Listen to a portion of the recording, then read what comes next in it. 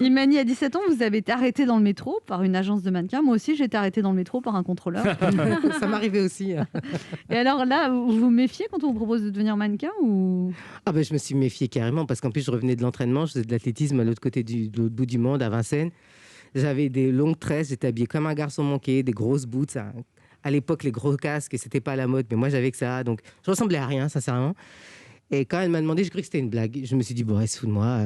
Et elle a insisté. Et même la bonne femme à côté de moi qui espionnait la conversation, je raconte toujours ça, elle me regardait d'un air de travers en disant, la crois pas, cette fille, elle te dit n'importe quoi. Et puis, je me suis méfiée, mais j'y suis allée quand même. Et là, je suis devenue mannequin. Puis pas n'importe quel mannequin.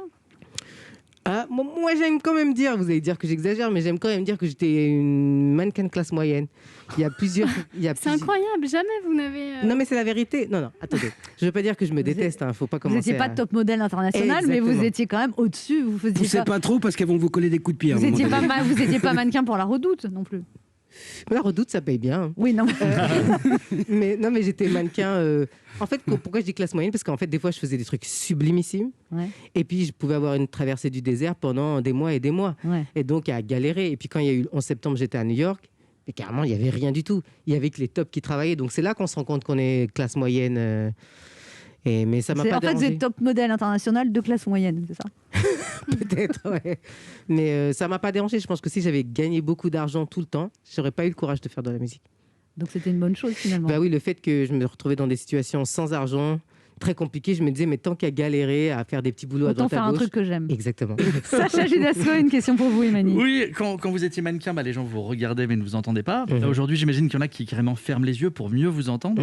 Je voulais savoir quel métier vous trouvez le plus difficile. Ah mais c'est mannequin. Hein. Ah ouais. Oui, mannequin. Moi, si demain ma fille elle me dit qu'elle va être mannequin, je vais essayer doucement de la soudoyer pour qu'elle fasse autre chose. Moi, c'est pour ça que j'ai arrêté. Hein. Oui, je comprends. Moi, c'est pour ça que j'ai jamais commencé. Vous avez raison. En tout cas, c'est dur, mannequin. C'est très dur, et surtout quand on commence à un âge très jeune, à un âge où on se construit et on vous dit tous les jours, t'es pas assez ceci, t'es pas assez cela. Alors déjà que la société, elle le fait bien comme ça, mais là, vous rentrez à peine vous avez mis votre pied à l'agence, c'est quoi ces sourcils, c'est quoi ce ventre, ton nez, tu serais mieux si on le refaisait. Enfin, c'est plein de petites choses comme ça. Pourquoi vous me regardez en disant tout ça? Je vois pas votre nez. Tout le monde est beau sous le masque maintenant.